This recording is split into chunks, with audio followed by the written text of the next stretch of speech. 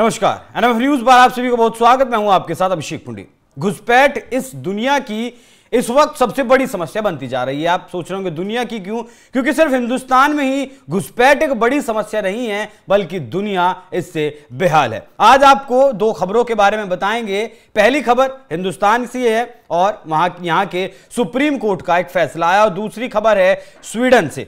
तो पहले आपको स्वीडन के बारे में बता देते हैं। स्वीडन में जो घुसपैठ इस वक्त हो रही है, उसे बाहर निकालने के लिए स्वीडन की सरकार ने यह कहा है कि आप 28 लाख रुपए लीजिए और देश छोड़कर चले जाइए। इसमें शर्त यह रहेगी कि आपको फिर दोबारा से वापस नहीं आना है। दरअसल स्वीडन में जो ये है, ये शरणार्थी लोग रह रहे हैं और शरणार्थी इतने बढ़ गए हैं कि फिलहाल स्वीडन की आबादी का तकरीबन 8% हिस्सा इस शरणार्थियों के पास चला गया। एक 5 जनवरी की तरफ से एक ट्वीट किया गया, 28 लाख लो, हमारा देश छोड़ दो। यह फैसला स्वीडन की सरकार ने किया।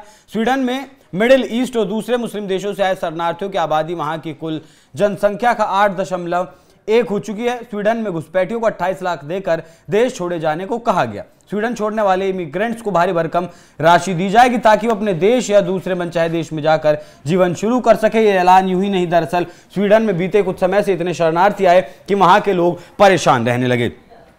क्यों परेशान रहने लगे, अब ये आपको समझना जरूरी है। क्योंकि जब बाहर से इमिग्रेंट्स आए, बाहर से ये शरणार्थी आए, तो वहां का जो अपना लोकल कल्चर है, वहां की जो संस्कृति है, वो धीरे धीरे बदलने लगी। वहां की जो डेमोग्राफी है वो धीरे धीरे बदलने लगी। और आपने देखा कि पिछले साल 2023 में किस तरीके से यूरोप को इन शरणार्थियों की शक्ल में जो लोग आए थे, उसके बाद उन्होंने कैसा तांडव किया था पूरे यूरोप में। फ्रांस को जलाया था, लगभग 1 महीने तक फ्रांस में आग नहीं थमी थी। इन्हीं पहले ये शरणार्थी बनकर आए और जब इनकी जनसंख्या धीरे धीरे बढ़ी, उसके बाद ये वहां तानाशाही पर उतारू हो गए। ठीक वैसे ही हिंदुस्तान में भी चल रहा है। जिस वक्त 1971 में बांग्लादेश का गठन किया गया, उस वक्त बहुत सारे जो लोग थे बांग्लादेशी, वो हिंदुस्तान आए थे शरणार्थियों की जो है शक्ल में।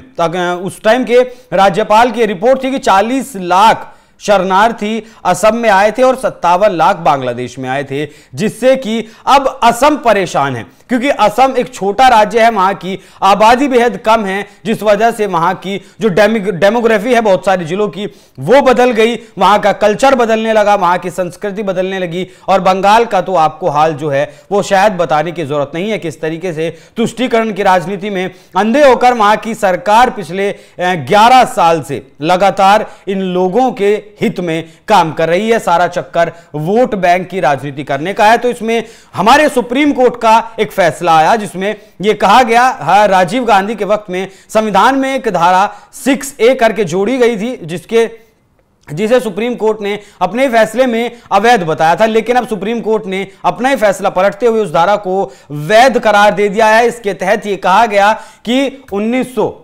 1971 तक जो लोग हिंदुस्तान में आ गए थे, वो लोग हिंदुस्तान के नागरिक रहेंगे। हालांकि उस वक्त भी कुछ शर्तें थी कि अगर आप 1971 तक आ गए हैं, तब आपको 10 साल देश में रहना पड़ेगा। उसके बाद 10 साल बाद ही आपको वहां की हिंदुस्तान की नागरिकता दी जाएगी। तो अपने फैसले में CJI चंद्रचूड़ ने यह कहा कि जो 1971 से पहले आए हैं वो इस देश के नागरिक हैं, लेकिन जो इसके बाद आए हैं, 24 मार्च 1971 के जो बाद आए हैं, उन्हें भारत सरकार ढूंढे, असम सरकार ढूंढे और उन्हें यहां से बाहर निकाले। उन घुसपैठियों को माफ कीजिएगा, उन घुसपैठियों को यहां से बाहर निकाले। तो दो फैसले हैं, एक भारत का फैसला, एक स्वीडन का फैसला। भारत सरकार का कहना है कि 1971 तक जो लोग आए हैं वो नागरिक हैं, जो बाकी लोग हैं वो घुसपैठी हैं, उन्हें ढूंढा जाए और उस देश से बाहर खदेड़ दिया जाए। वहीं दूसरी तरफ स्वीडन की सरकार है, जहां की तरफ से कहा गया, जिसकी तरफ से कहा गया कि 28 लाख रुपए लीजिए और आप यहां से चले जाइए।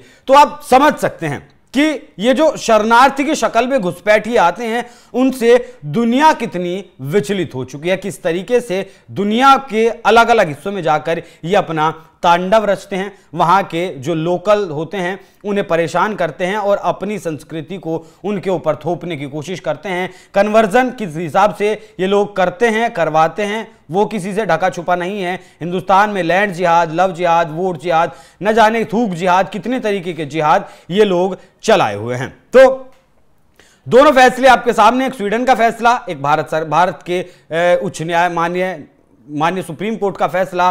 दोनों ही फैसलों में घुसपैठियों को बाहर जाने की बात कही गई, लेकिन एक फैसले में बहुत आसानी से आपकी मर्जी है, आप जाएं या ना जाएं, और दूसरा फैसला हिंदुस्तान के सीजीआई ने किया कि आपको बाहर जाना ही होगा अगर आप 1971 के बाद आए हैं। हालांकि फैसला फिलहाल असम के लिए आया है, लेकिन सुप्रीम कोर्ट का फैसला है तो पूरे देश में लागू होगा। और जो देश में फिलहाल बताए जाते हैं 5 करोड़ घुसपैठिए रह रहे हैं, अब उनकी खैर नहीं। इस पूरी खबर पर क्या है आपकी राय, कमेंट कर हमें जरूर बताएं। धन्यवाद।